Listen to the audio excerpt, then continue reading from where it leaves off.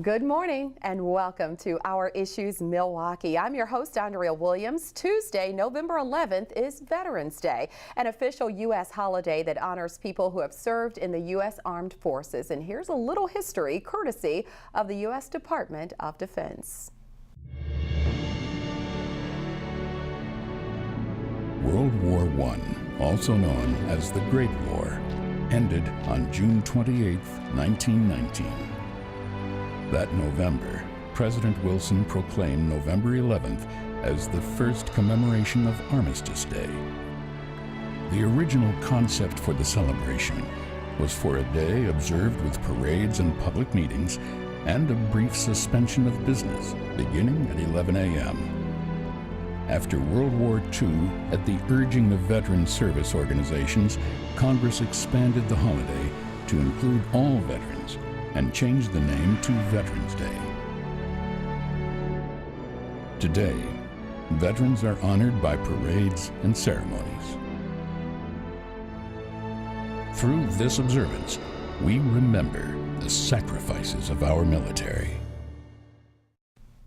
As we celebrate our veterans and the many sacrifices they've made, it is truly an honor for me to be joined by a man who was a part of a special group of airmen known as the Tuskegee Airmen. They were the first African Americans to fly combat missions in the U.S. military during World War II.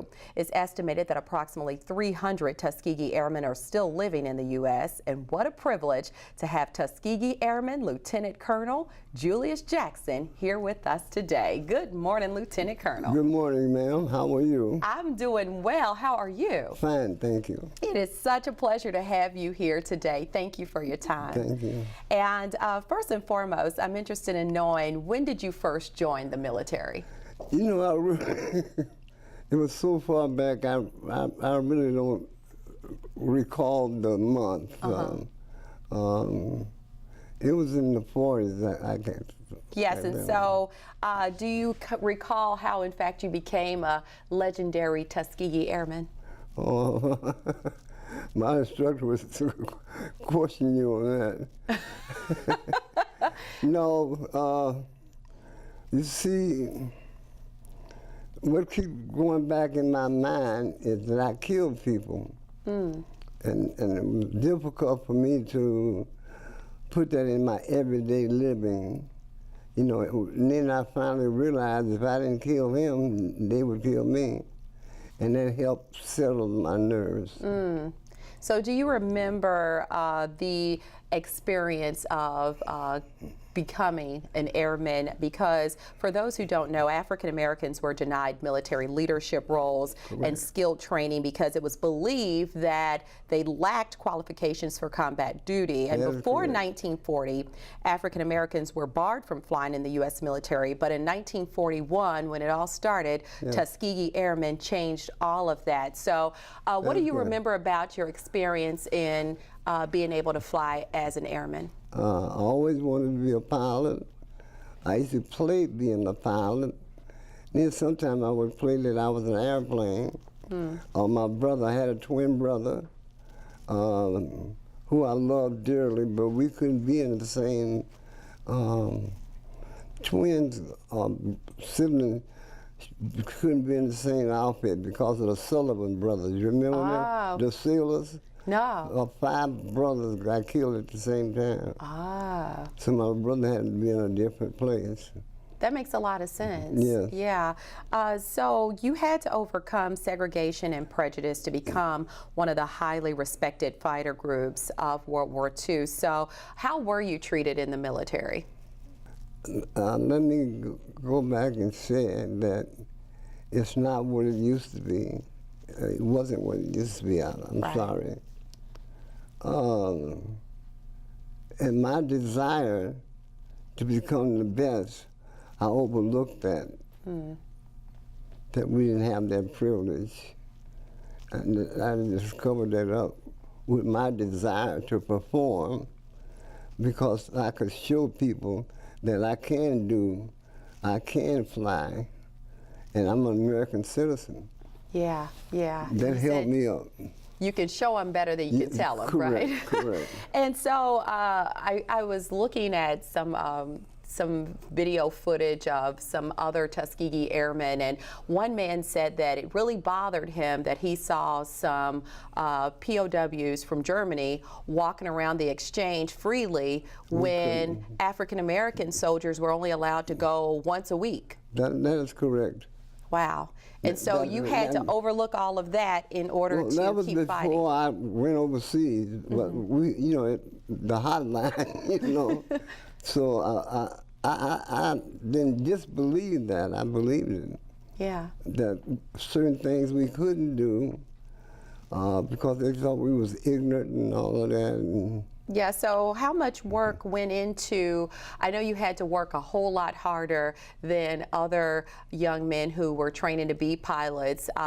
There was this test, the aviation exam, and there were at least maybe 12 guys who took the test, 5 in the beginning passed, but it was much harder for you guys than it was for the other men. The tests were different. Well, me myself, by the test being that, made me smarter, to tell you the truth.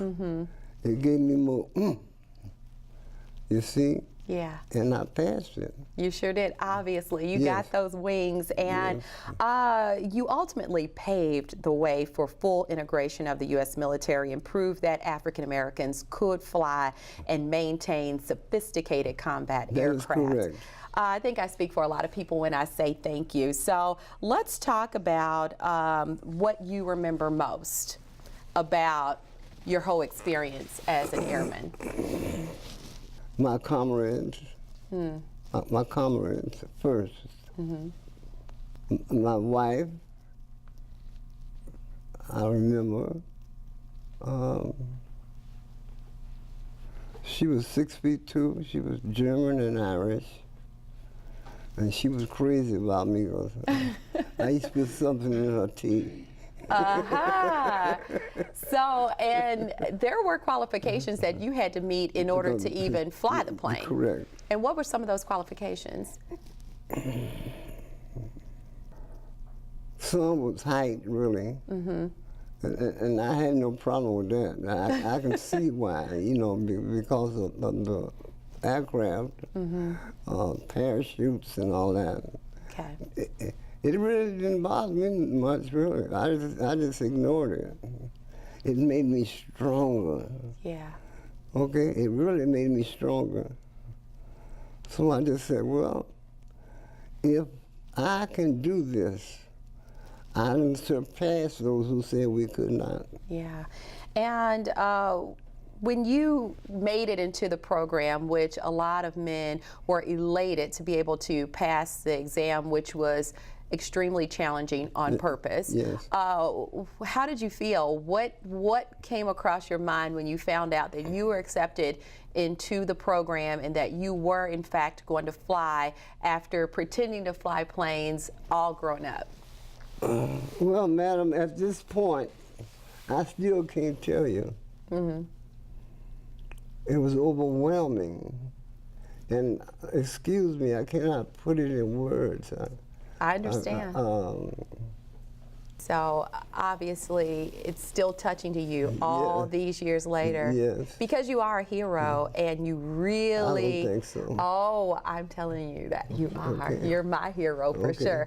And the fact that you were able to not only overcome being segregated in the military, because a lot of people can't wrap their mind around you taking an oath and being sworn in to protect a country who didn't feel that you were equal to the other soldiers. That's hard to digest. So there's a whole lot that you took in as a man to be able to meet the goals that you did and make history all at the same time. Yes.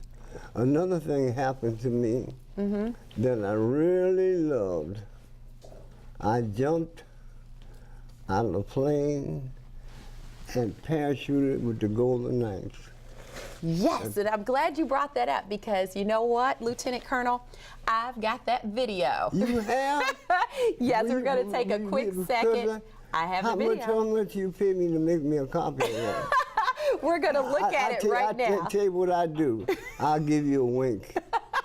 and I get the copy. Well, we're going to take a quick look at that Okay. video right now. Okay, thank you very much. About 8 minutes away from dropping out of this airplane. How do you feel, buddy?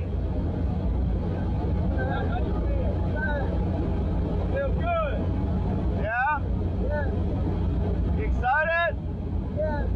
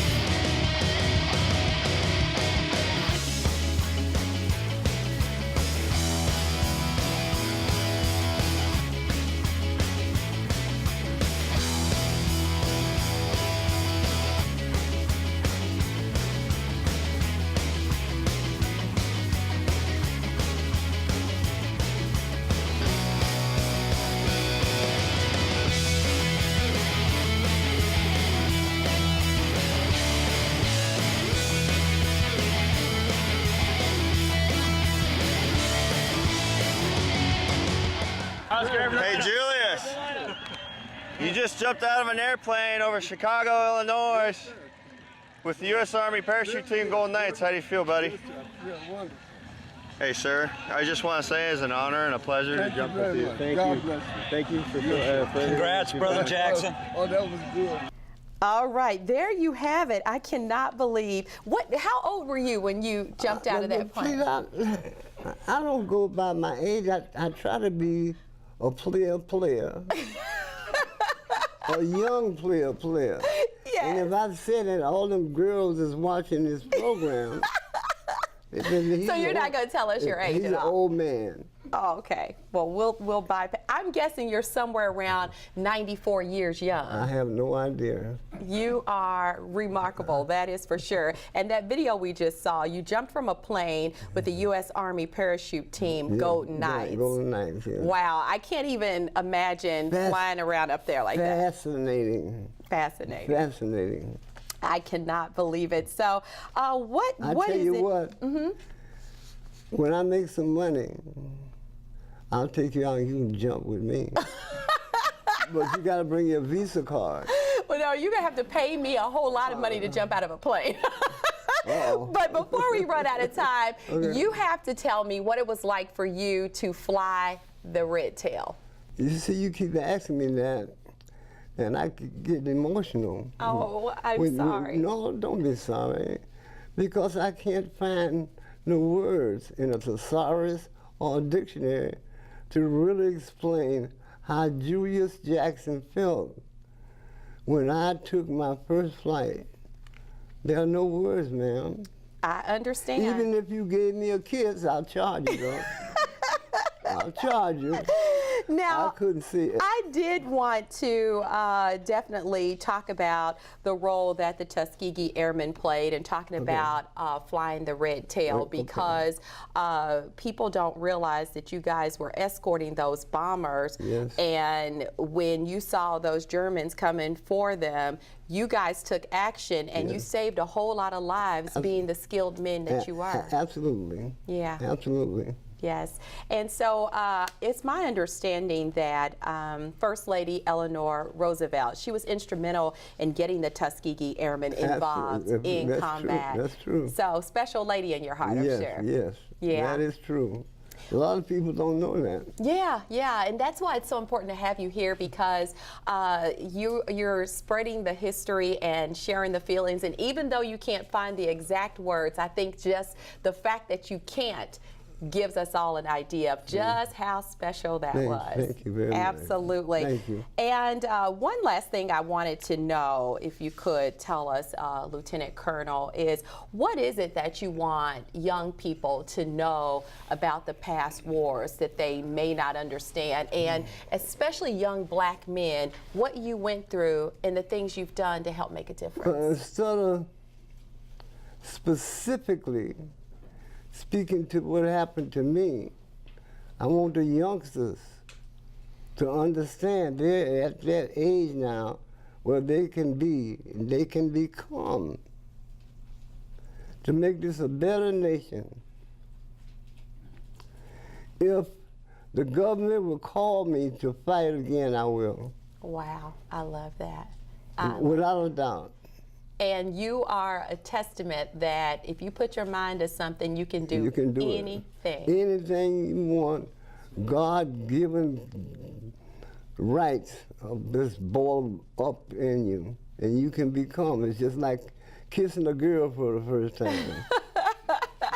Well, I tell you, I really, really appreciate you coming by. Look, thank you very much. And sharing your story with us. And just the fact that we have the opportunity to sit right here and talk is a blessing. Be careful tonight, and you dream about me, you'll owe me some money.